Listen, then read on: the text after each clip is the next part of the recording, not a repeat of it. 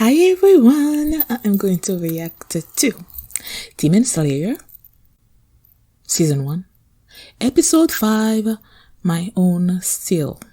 Last episode made me cry because I found out that Sabito and Makomo were dead. They were killed by this demon that's been alive for like 47 years, I believe.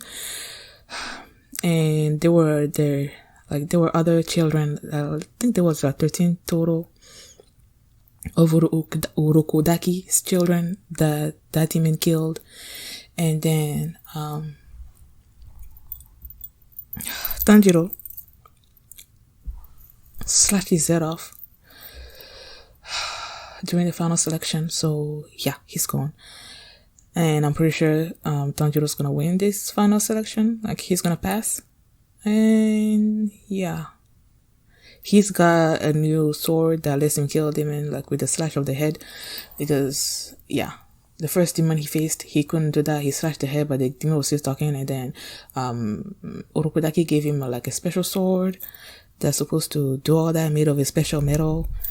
And yeah, now that that demon is defeated, I want to know what's gonna happen with the spirits of Makomo and Sabito. Like, will they just sort of like disappear and that will be it? Or are we gonna still see them? Because apparently Tanjiro can see dead people. I see dead people. I see dead people. Tanjiro can still see them, so like he has a connection to dead people, right? Are we gonna be seeing them in spirit form like all the time, or no? I kind of don't want to lose them because I love Sabito so much. And I want to see more from him, even in spirit form. So yeah, let's check out this episode. And the link to the reaction is going to be in the description box and in the comment section. So click on it, watch my reaction, come back for my review. And here we go.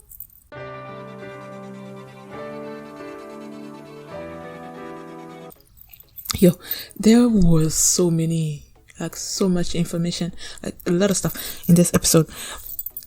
First off, after he slashed off the thing, and then they showed this little backstory of how he got captured in the first place by Urokodaki, and he's like, it's the last thing that I'm gonna see, a Demon Slayer, and all that.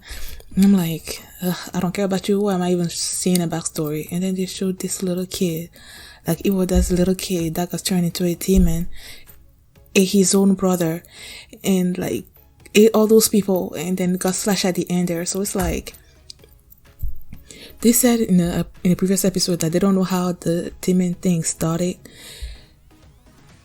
And like, it seems most of them are created after a human is turned into a demon. So that human was probably a good person in the beginning, and then being turned into a demon, like that changed them completely and they started eating people. So I guess I do feel bad for the little boy, but I'm so glad that he's dead, man. Like, he's the one that killed those kids.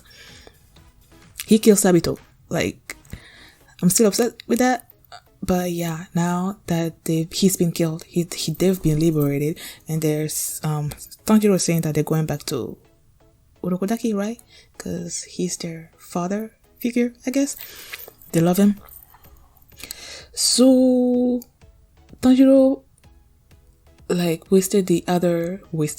spent the remaining time on the mountain, first trying to ask the demons if they know how to turn a demon back into a normal human, but they weren't interested in that. Either they didn't know or they just wanted to eat, so that didn't interest them. So he wound up killing all of them, and then he makes his way back to the Wisteria area where there's not going to be any demon anymore.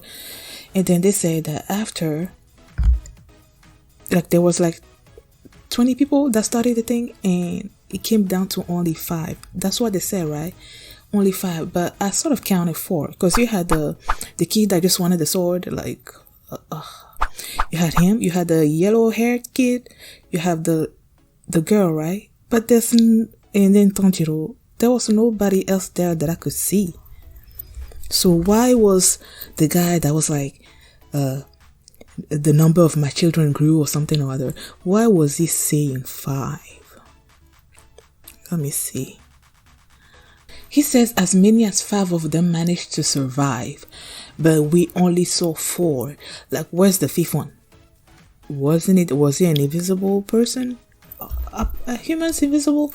I don't know, but I don't know if it's an error in translation or if there's actually 5 people but only 4 of them present there. I don't know, but I'm confused about that.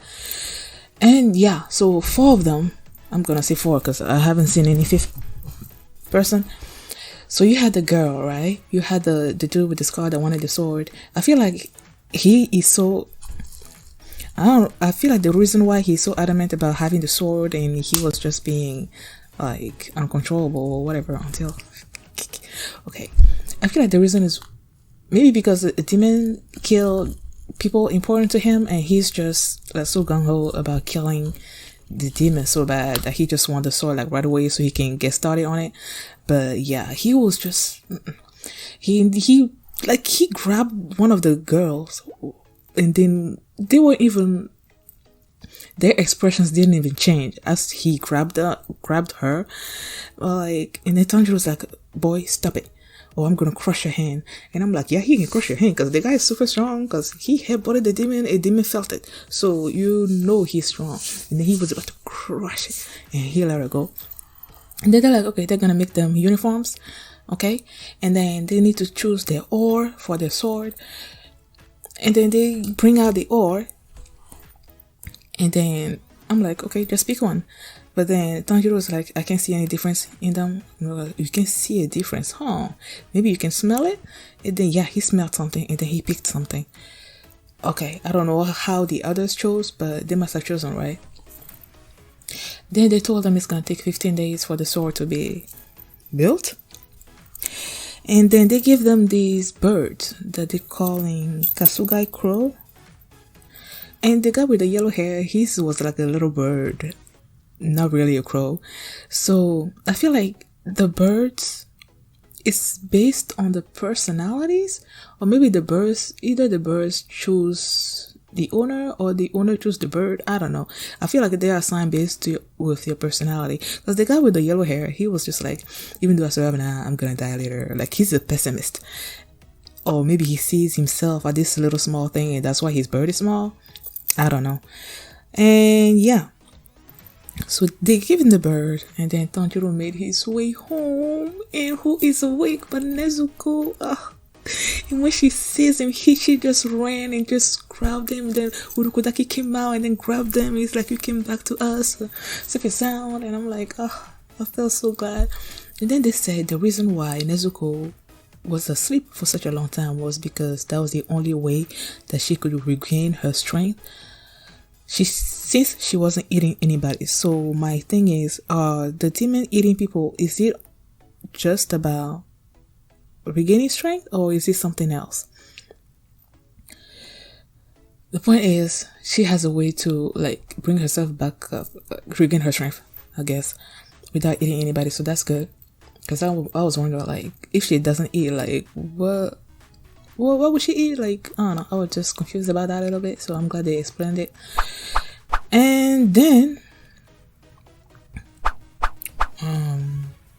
Orokodaki mentioned that some demons have something called the blood demon art or something. And he's going to have to fight those. And they're more difficult to deal with than the normal demons. So I'm pretty sure we're going to see one of those. And then this guy comes with this sword 15 days later. He has this clown mask on. And whatever Tanjiro is saying to him, he just is not paying attention. He's just going on attention about how the demon souls are created from this mountain. Like, they mentioned something and then something. Like, there was many terms that they were throwing at me. Like, I couldn't possibly write all of them down. Like, he just gave this explanation about where the ore, I guess, for the sword come from the mountain that's close to the sunlight, I think.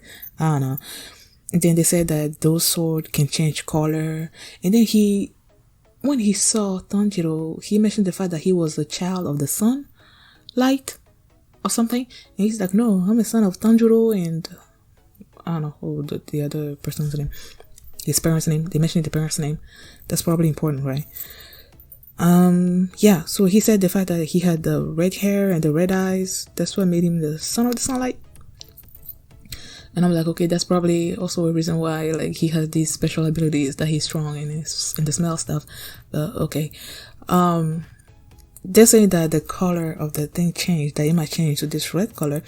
And I'm like, okay, so do the colors mean something?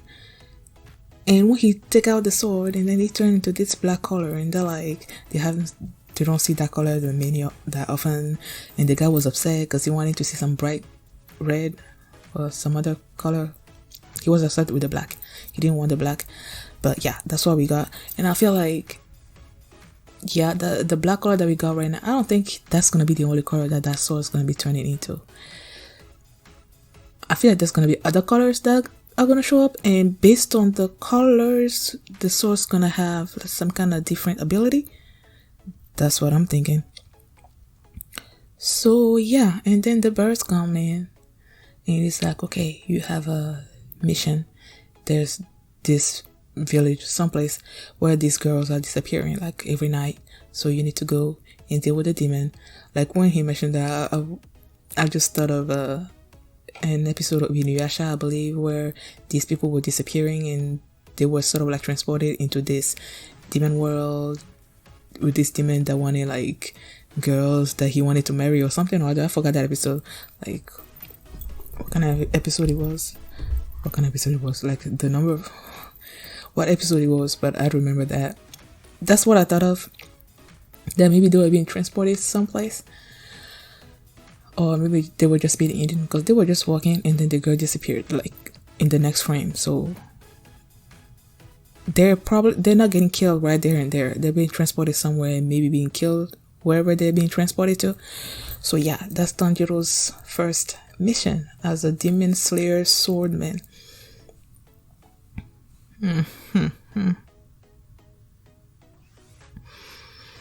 I feel like the demons are gonna have some kind of rank thing. There's gonna be some kind of upper echelon demons that are maybe aware of what they're doing, like they can control their demon urges, but they don't care. They can still eat if they want to. I don't know, but I feel like there's gonna be some kind of ranking system between the demons that we're gonna see.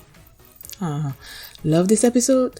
Can't wait to see more. Thank you guys for watching, and if you like this episode, please give it a thumbs up, please subscribe, and I will see you back on Sunday for my reaction to Demon Slayer episode 6.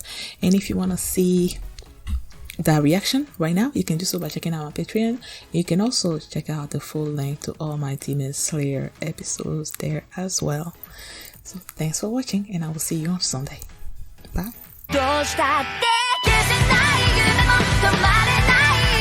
誰かのために